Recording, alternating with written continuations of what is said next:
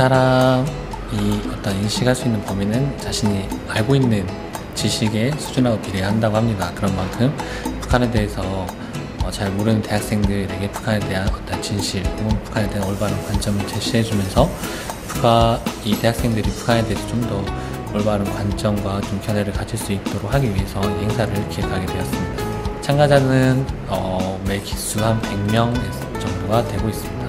과거에 비해서 약간 늘어난 편인데 과거에는 정말 북한에 대해서 정말 모르는 학생들이 많이 참가했었고, 지금은 북한에 대해서 일정 정도 정보를 좀 접한 학생들이 많이 참가를 하고 있습니다. 좀 그런 이유가 북한에 관련된 정보가 많이 확산되기도 하고, 또 그런 정보들이 인터넷을 통해서 많이 공유가 되고 있어서 대학생들이 이전보다 북한에 대해서는 좀 더 많이 인식을 하고 있고, 이번 기수는 첫 번째로 이제 통일을 바라볼 때 우리가 북한과 통일을 해야 된다 하지만 실제로 북한에 대해서 잘 모르고, 또 우리가 어떤 방식으로 북한과 어떻게 통일할지를 잘 모르는 사람들이 많은데, 그런 관점에 대해서 제시해 줄 수 있는 통일연구원장 김태호 원장님께서 강의를 해주셨고, 두 번째 강의는 한국 사회에 많은 종북과 관련된 문제들이 있습니다. 북한의 김정일을 추종하거나 그런 체제를 숭배하는 이런 사람들이 있는데, 그런 사람들의 실이 분명히 존재하지만 많은 사람들은 그게 존재하지 않는다고 믿고 그런 게 존재할 리가 없다고 믿습니다. 그런 것들에 대해서 전원책 변호사님께서 설명을 해주셨고, 다섯 번째는 이제 김문수 경기도지사님이 강의를 해주시는데, 김문수 지사님은 북한 정치인들 중에서 제일 처음으로 북한 인권법에 관련돼서 발의를 하셨고, 꾸준히 그런 북한 인권 개선을 위한 활동들을 해오고 계시는데, 그럼 북한 주민들이 굶어죽는다. 우리가 도와줘. 인도적 지원해줘. 북한 주민이 어떤 독재 정권으로부터 폭행을 당한다. 그럼 우리가 말해야 돼. 그것이 북한 인권법. 북한 인권법이라는 북한 주민도 사람이다. 미국 국가의 중요한 국가적 책무를 생각한다. 당연하지. 뭐냐. 그래서 제가 상당히 쇼크를 받았어요. 이거는 우리가 먼저 해야 되는데, 북한 인권법은 대한민국 국회가 먼저 통과시켜야 되는데 당신들이 먼저 했다고. 내가 가면 통과시켰대서 한국에 와서 제가 인권법을 발의를 우리나라에서 처음으로 해봤어요. 미국 인권법을 많이 참고를 해서 제출했어요. 그런데 아직까지 통과하죠. 지금 7년이 넘었는데 통과 못시켜요. 여러분이 대한민국의 양심의 촛불입니다. 여러분을 사랑합니다. 감사합니다.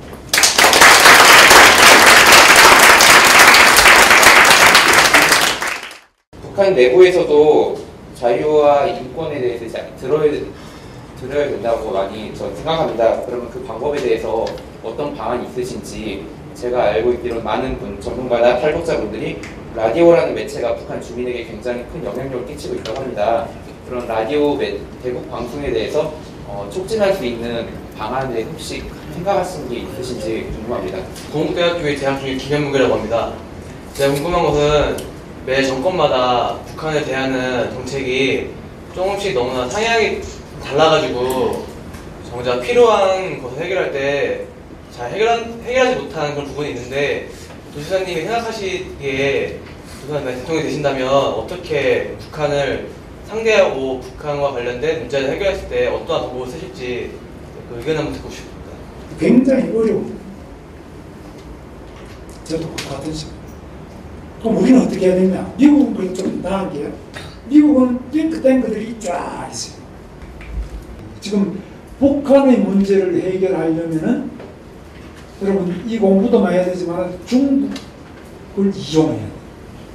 중국을 구시하고, 또 미국하고도 관계를 잘 해가고, 미국과 중국, 튼튼한 한미동맹과 중국을 잘 활용해서 북한을 변화시켜요. 건국대학교 법학과에 재학 중인 조민지라고 하는데요. 조금 난감한 질문이 될 수 있다고 생각을 하는데, 제 생각에는 지사님께서 지금 이제 대선 후보로 이제 가장 유력한 그 후보 중에서 가장 명쾌한 대북 안보 방안을 갖고 계신다고 생각을 하는데, 지사님께서 생각하시기에는 다른 유력한 후보들, 뭐 박근혜 의원이나 문재인 후보나 안철수 원장 그들이 갖고 있는 대북 안보관에 대해서 어떻게 평가를 하시는지 간략하게 말씀 듣고 싶습니다. 저는 오랫동안 이 대북 관계에 대해서 많이 생각했고 통일 문제에 생각을 많이 했습니다. 저는 어릴 때 꿈이 밥을 한 끼씩 먹는 건데 그 꿈을 이룩했습니다. 어릴 때 또 우리의 소원은 통일이라는 노래를 많이 불렀는데 그건 아직 못 이뤘습니다. 그러나 생각은 늘 많이 했습니다. 그리고 마침 제가 아까 말씀드렸다시피 제가 살아왔던 길이 운동권의 길을 걸었어요. 학생운동, 노동운동, 또 정당운동 이런 걸 하면서 어떻게 하다 보니 간첩도 과목도 같이 살고 주사파들하고도 통역당, 난민전, 이 최근에 주사파 이런 사람들하고 제가 여러 가지 경로로 같이 살면서 많이 고민도 해봤습니다.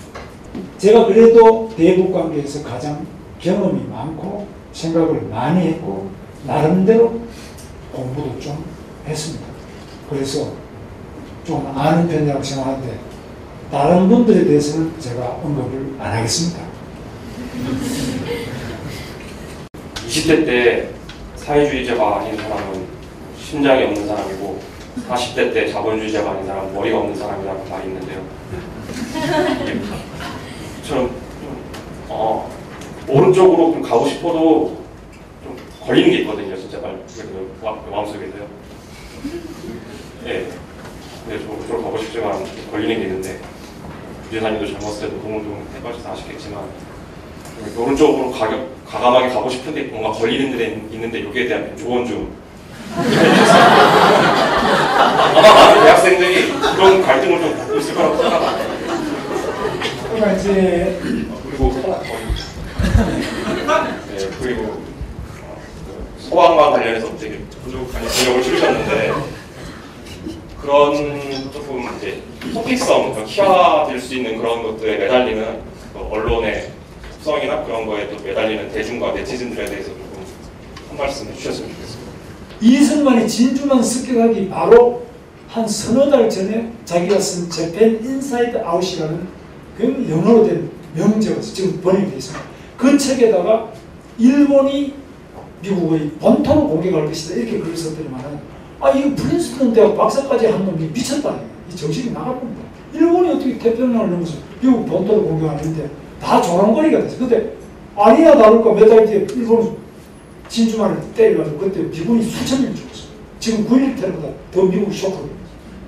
그 식견 자체가 미래를 내다보는 힘과 세계 정세의 큰 흐름을 이 사람이 저술이 다 있어요. 지금까지. 그때 쓴 저술. 지금 말하는 누가 기록 자기가 쓴 저술이 다 있어요. 이걸 여러분 읽어보세요. 저는 그걸 계속 보고 있습니다. 그리고 그때 비밀문서나 그때 김구 선생이 했던 말과 그분이 했던 게 뭐냐. 그분은 북한도 안 되지만 남한도 안 된다. 그래서 정부를 세우지 말자고. 안 세웠으면 지금 어떻게 됐습니까? 이승만은 절대 공산 하나 안 된다. 남한 단독적으로 세워야 된다. 세우지 않았으면 우리가 지금 이런 나라가 존재했겠습니까? 그럼 여러분이 어떻게 됐습니까? 북한하고 똑같지. 그래서 이런 많은 점에서 여러분 공부를 하셔야 돼요. 그래서 여러분은 머리로 누구를 존경하는 것이 아니라 공부로 존경하는 거예요. 공부로.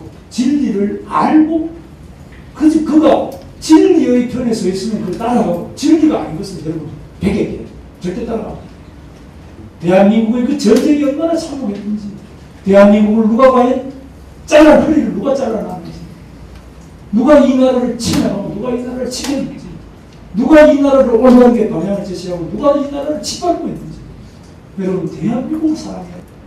저는 공부하는 사람은 반드시 대한민국을 사랑할 것이고 대한민국을 사랑하는 애국자들이 많이 나오면 이 나라는 전 세계 인류를 사랑하게 될 것이다. 그들에게 빛을 줄 수 있습니다. 우리는 이렇게 성공하고도 자살률이 세계 1위고 이혼율이 세계 2위고 출산율이 세계 210등입니다. 되겠나? 왜 가장 위대한 나라 모든 세계 미국의 오바마도 입만 열면 코리아를 경탄하는데 왜 우리 국민, 우리 젊은이들은 대한민국을 멸시하고 여러분 부모를 쑥골이라고 꼰대라고 그러나요? 저는 정말 이것은 우리 역사 공부를 해야 됩니다. 자, 그 다음에 119요. 저는 119 도지사입니다. 제가 취임했을 때 경기도 119는 5,000명이었는데 제가 1,000명을 더 뽑았습니다. 6,000명이었습니다. 저는 경기도 행정을 119 행정으로 바꾸겠다. 119는 뭐냐? 119는 잠들지 않습니다. 365일 24시간 잠들지 않습니다. 언제 전화하더라도 받아줘요. 두 번째, 119는 부르면 즉시 현장으로 5분 내 출동. 119는 불만 끄는 게 아니라 물도 물난리 났을 때 꺼내줘요. 펌프 가고를 물 펴줍니다. 아프면 앰뷸런스 싣고 딱 병원에 데려요. 119는 무엇이라도 언제라도 즉시 부르시는 대로 현장에 가서 다 여러분을 섬기는 최고의 행정입니다. 112, 119 이거는 제복 공무원, 소방, 경찰, 군인, 교도관 이건 제복 공무원들은 명찰을 붙이고 동사무소가도 여러분 딱 명패를 붙였습니다. 누구라고? 반드시 공무원들은 자기 완동성명을 대고 그 다음 민원인이 말하면 친절하게 무조건 응해요. 그 거짓이든 장난이든 일단 친절하게 응해요. 이 공무원들이 책임이 임무예요.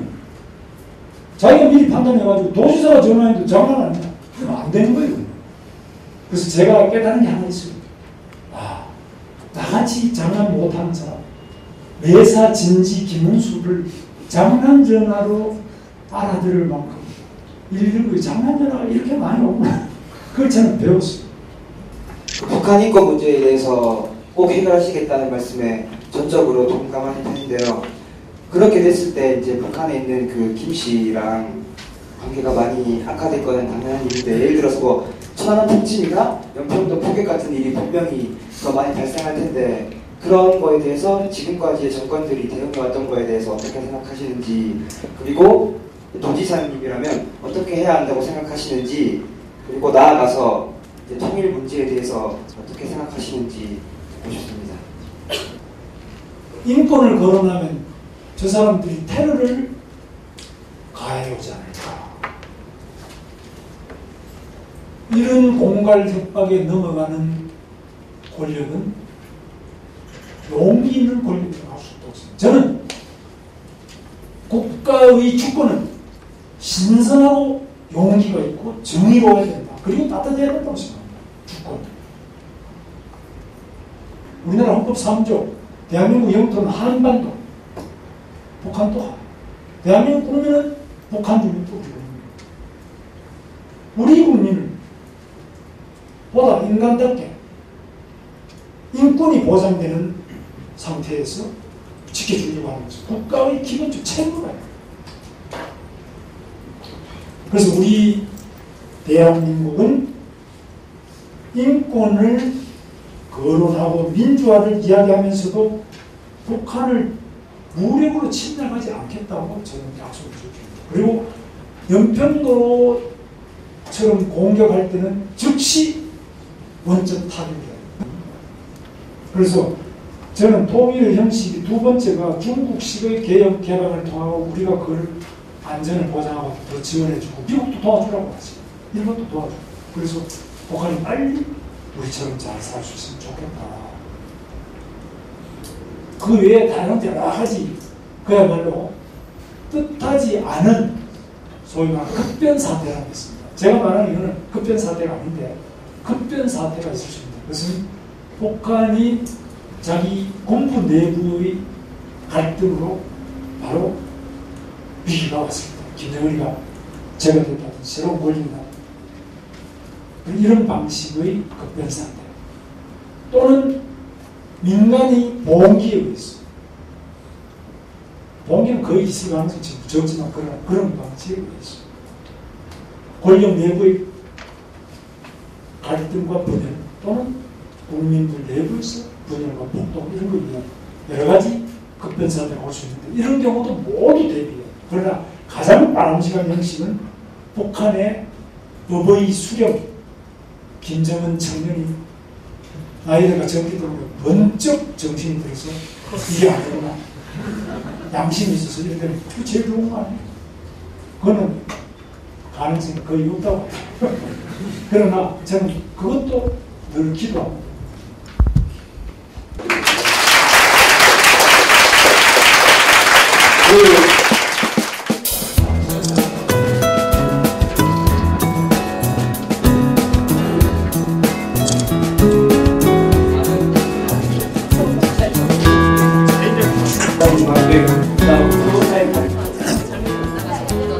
내가 이런 강연을 해본 중에 가장 훌륭한 학생들을 상대로 해서 오늘 강연하게 돼서 제 자신의 가슴이 젊어지고 뜨거워지고 벅찬 느낌을 받았어요. 지금 이제 9기가 진행 중에 있는데 제 강의를 들었던 학생들 중에 일부는 북한 인권 관련된 NGO 단체에 가서 활동을 하거나 아니면 저희 단체 운영진 혹은 저희 단체에서 캠페인 활동을 같이 한 친구들도 있습니다. 그래서 단순히 배운 것에서 끝나는 게 아니라 활동하는 친구들이 있어서 저로서 느끼는 게 기분이 좋고, 우리가 한반도가 10년, 20년 후가 되었을 때 가장 중요한 문제는 통일 문제, 북한과 관련된 이런 문제라고 생각을 합니다.